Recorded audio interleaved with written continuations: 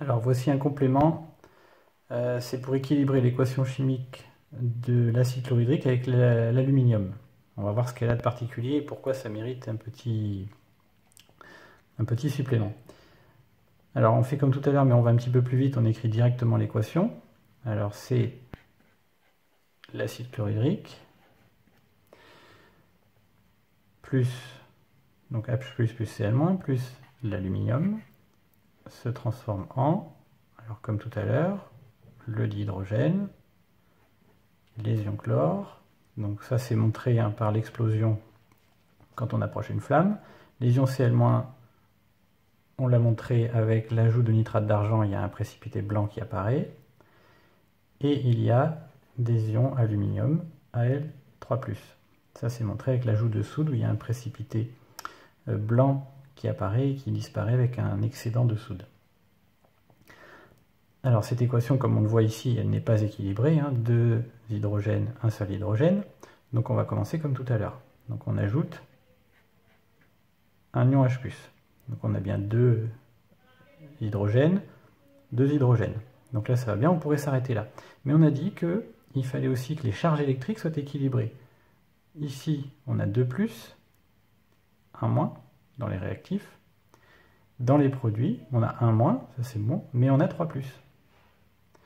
Donc s'il y a 3+ ici, 2+ ici, ça ne va pas. Donc qu'est-ce qu'il faudrait faire? On peut dire s'il y a 3+, 2+, on va rajouter un plus ici pour en avoir 3. Le seul problème c'est que maintenant, on a 3 hydrogènes. Ici on n'en a que 2. On suit la règle qu'on s'est donnée, quand il manque quelque chose, on en rajoute. Donc on rajoute du dihydrogène. Et maintenant on en a 4. Ici, on n'en a que 3. Donc, pour en avoir 4, on en rajoute. Le seul problème, c'est que maintenant on a 4+, et ici que 3. Donc, comme il nous manque de l'aluminium, on rajoute. Mais on ne peut rajouter que ce qui existe. Donc là, on en rajoute 3+. Donc du coup, on a 6+. Pour avoir 6+, il faut qu'on ait 6 ions hydrogène. Voilà. Si on a 6 ions hydrogène, ici, on en a 4. Pour en avoir 6, il faut rajouter encore une molécule de dihydrogène. Et comme les ions H+, viennent avec les ions chlore, ils sont ensemble dans la bouteille, c'est pareil. Il faut rajouter les ions Cl- qui vont avec. Et donc dans les produits, il faut qu'on ait les mêmes ions chlore.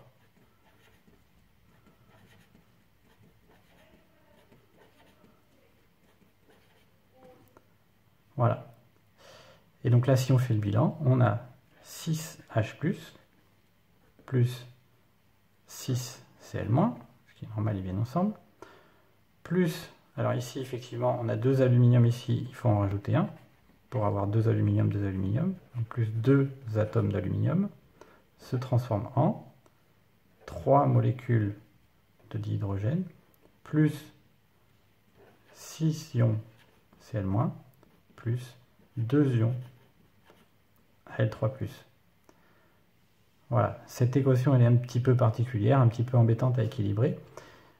Vous n'avez pas forcément à savoir le faire, mais voilà, pour ceux qui veulent aller un petit peu plus loin, pour comprendre d'où ça pourrait sortir, voilà. La règle pour équilibrer n'importe quelle équation, c'est de se dire, on rajoute ce qui manque, on rajoute des molécules, des atomes ou des ions, là où il en manque. Quand on compte, on se dit, tiens, là il en manque, donc je rajoute en fonction de ce qui existe déjà. Voilà. Et on arrive à cette équation-là. Ce qui veut dire ici, c'est que 6 ions H+, vont réagir avec 2 atomes d'aluminium pour fabriquer 3 molécules de dihydrogène, 2 ions aluminium. J'oublie les Cl-, puisqu'ils sont ce qu'on dit spectateurs, ils sont présents au début, ils sont présents à la fin, donc en fait ils ne servent à rien. Je précise aussi que ces coefficients nous montrent donc les quantités qui vont réagir. C'est donc proportionnel, c'est-à-dire que si jamais j'ai 12 ions hydrogène, il faudra que j'ai 4 atomes d'aluminium, 2 fois plus. Et on va fabriquer 2 fois plus de produits aussi. Donc 6 molécules de dihydrogène et 4 ions aluminium. Si on avait 10 fois plus, ça serait valable aussi. On aurait 120, 40, 60 et 40. Et dans la réalité, ça pourrait être 12 milliards de milliards plus 4 milliards de milliards d'atomes d'aluminium fabriqueraient 6 milliards de molécules de dihydrogène et 4 milliards de milliards d'ions aluminium. Voilà, c'est proportionnel. Et ça serait valable aussi, c'est-à-dire que si on met ces quantités-là, tout réagit pour fabriquer les produits, c'est-à-dire que les réactifs disparaissent pour fabriquer les produits. Mais si par exemple il y en a un qui est en excès, si je prends 12 et que là par exemple j'en ai 5, ben, les 12 et les 4 vont réagir pour fabriquer 6 molécules de dihydrogène, 4 ions aluminium, mais à la fin, ici, il en restera un. C'est-à-dire que j'obtiendrai ça à la fin, plus un atome d'aluminium qui va rester. Voilà, ça c'est sur la compréhension précise de la signification de l'équation chimique. Voilà, c'était un petit plus, mais ça peut être intéressant pour ceux qui veulent aller un petit peu plus loin.